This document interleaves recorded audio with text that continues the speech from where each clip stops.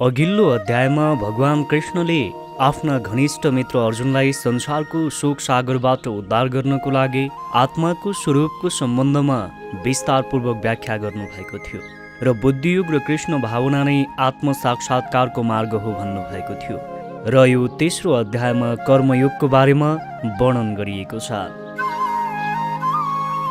अर्जुनले प्रश्न गरे, हे जनार्दन, हे कृष्ण, हजुरको विचारमा यदि राम्रो कर्मभन्दा बुद्धियोग नै ठुलो हो भने किन मलाई यो भयङ्कर युद्ध कार्यमा लगाउन चाहनुहुन्छ? हजुरका अनेक अर्थ लाग्ने उपदेशद्वारा मेरो बुद्धि अल्मलियो, त्यसैले निश्चित गरेर मलाई त्यही कुरा भन्नुहोस् जसबाट मेरो वास्तविक हित हुन्छ। भगवान कृष्णले भन्न थाल्नुभयो, यो संसारमा मैले आफै दुई तरिकाको योग बनाएको छु। योगको अर्थ यस्तो बाटो जसबाट तिमी मानव जातिले आफ्नो जीवनलाई सफल बनाउँछौ। त्यसमध्ये एक हो ज्ञानयोग र अर्को कर्मयोग। मानिसले न त कर्मबाट विमुख भएर मात्रै कर्मफल पाउन सक्दछ, न त सन्यास वा त्यागद्वारा मात्रै जीवनको पूर्णता प्राप्त गर्न सक्छ। हरेक मानिसले प्रकृतिबाट जम्मा गरेको गुणको अधीनमा रही त्यही अनुसार कर्म गर्नै पर्छ। कुनै पनि मानिस एक क्षणको लागि पनि केही न केही कर्म नगरिरहन सक्दैन। हे अर्जुन, तिमीले आफूलाई तोकिएको कर्म गर। कर्म नगर्नुभन्दा गर्नु उत्तम हो। काम नगरिकन तिमीले आफ्नो शरीरको पालन पोषण पनि गर्न सक्दैनौ। आफ्नो शरीरको रक्षाको लागि पनि मानिसले कर्म गर्नुपर्छ। विष्णुका लागि भनेर यज्ञको रूपमा कर्म गर्नुपर्छ, अन्यथा यस संसारका हरेक कर्म बन्धनका कारण बन्न पुग्छन्। त्यसैले हे कुन्ती पुत्र, विष्णुकै प्रसन्नताको लागि आफूलाई तोकिएको कर्म गर, त्यसो गरेमा तिमी बन्धनबाट मुक्त हुनेछौ। प्रिय अर्जुन, जसले मानव जीवनमा वेदहरूद्वारा स्थापित यज्ञ चक्रको अनुसरण गर्दैन, त्यसले आफूलाई पक्कै पनि पापपूर्ण जीवनतिर लैजान्छ। केवल इन्द्रियहरूको सन्तुष्टिको लागि मात्र बाँच्ने यस्ता व्यक्तिको जीवन नै व्यर्थ छ। तर जो आफैमा आनन्दित छ, जसको जीवन नै आत्म साक्षात्कार पूर्ण छ र जो आफूमै सन्तुष्ट छ, यस्तो पूर्णतया सन्तुष्ट भएका व्यक्तिका लागि कुनै पनि कर्तव्य बाँकी रहन्न। भक्तहरूका लागि परमेश्वर भनेको भगवान हुनुहुन्छ र निराकारवादीहरूका लागि परमेश्वर भनेको मुक्ति हो। हे अर्जुन, कर्मफलमा आशा नराखिकन नै मानिसले निरन्तर आफ्नो कर्म गर्दै जानुपर्छ। आशा नराखिकन कर्म गर्नाले मानिसले परम पुरुषलाई प्राप्त गर्दछ। ठुला मानिसले जस्तो जसरी काम गर्छन्, सानाले पनि त्यही सिक्छन्। त्यसैले तिमीले जस्तो कर्म गर्छौ, तिमी पछिकाले पनि त्यही सिक्छन्।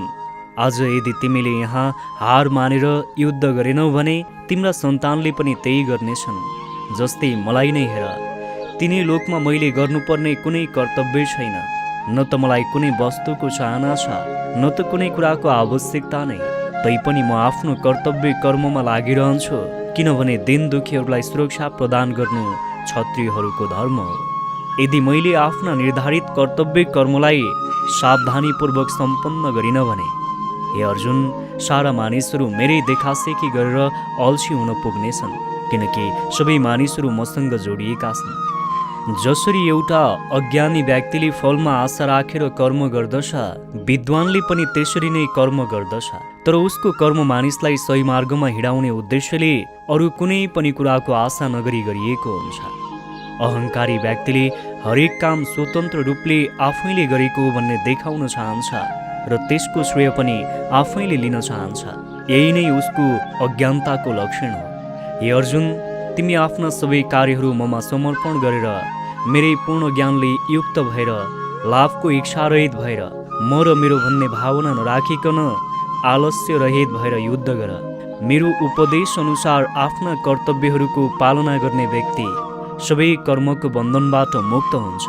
तर जसले ईर्ष्यावश यी उपदेशको आशा गर्दछन् र यिनको पालना गर्दैनन्, ती व्यक्तिहरू सबै प्रकारको ज्ञानले रहित भएका महामूर्खहरू मानिन्छन् र पूर्णता पाउनको लागि तिनीहरूले गरेका प्रयासहरू पनि नष्ट हुन्छन्। मानिसले अरूलाई तोकिएको काम गर्नुभन्दा पूर्णतया कृष्ण भावनामा रहेर आफूलाई तोकिएको कर्म नै गर्नुपर्छ।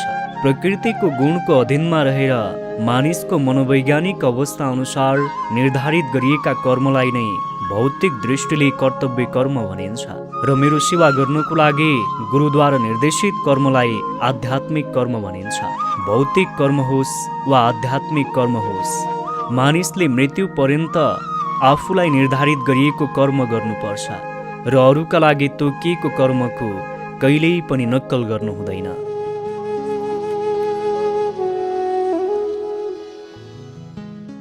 त्यसपछि अर्जुनले प्रश्न गरे, हे कृष्ण, यदि मानिस त्यही भगवानको अंश हो भने किन ऊबाट गल्ती हुन्छ? कहिलेकाहीँ मानिसलाई कुनै पाप कर्म गर्न मन लाग्दैन, तर उसलाई पाप कर्म गर्न बाध्य हुनुपर्छ किन? भगवान कृष्णले बताउनुभयो, मानिसहरूको शरीर भोगविलास गर्न चाहन्छ किनकि उसको प्रकृति त्यस्तो नै छ।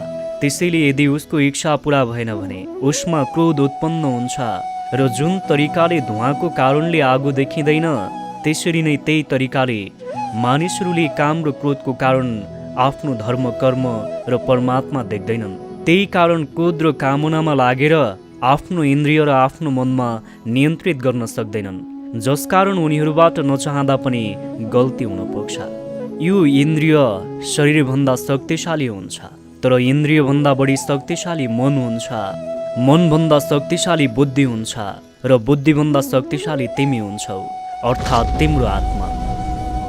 त्यसैले हे भरतवंशीहरूमा श्रेष्ठ अर्जुन, पहिले नै इन्द्रियहरूलाई बसमा राखेर पापको महान कामलाई कम गर, साथै ज्ञान र आत्मज्ञानको यो विनाशकर्तालाई मारिदेऊ। हामीले यस अध्यायबाट के सिक्न सक्छौँ भने हामीले आफूलाई भगवान कृष्णमा समर्पित गर्नुपर्छ। भगवान कृष्णले पनि आफै बताउनु भएको छ कि जसले आफूलाई ममा समर्पित गर्दैन त्यसले सबै कामको श्रेय आफूले लिने गर्छ, जुन सरासर पाप हो। मानव जातिले केवल कर्म गर्नुपर्छ, त्यसको फलको आशा गर्नुहुन्न। यसो गरियो भने हामीलाई फाइदा हुन्छ। हामीले कुनै पनि कर्म गरेपछि त्यसको फलको आशा गर्ने गर्छौँ, तर यदि हामीले फलको आशा गरेनौँ भने हामी आफूले आफूलाई दुखी बनाउनबाट बस्नेछौँ। भगवान कृष्णले आफै पनि भन्नुभएको छ कि राम्रो कर्म गर्नेले फल पनि राम्रै पाउँछ। त्यसैले हामीले आफूलाई भगवानमा समर्पित गरेर राम्रो कर्म गर्दै जानुपर्छ। त्यस्तै हामीले यो अध्यायबाट अर्को के सिक्न सक्छौँ भने हामी ठुला मानिसले जस्तो कर्म गर्ने गर्छौँ, हामीभन्दा साना मानिसले पनि त्यही गर्ने गर्छन्।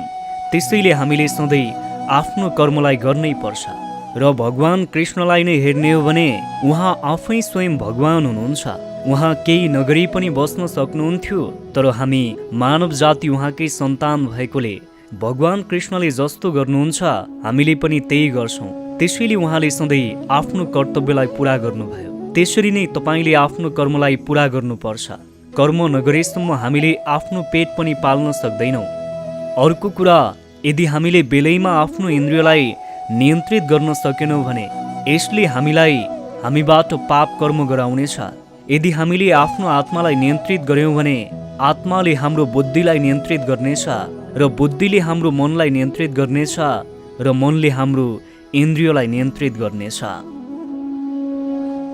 यससँगै अध्याय 3 को कर्मयोग समाप्त भएको छ।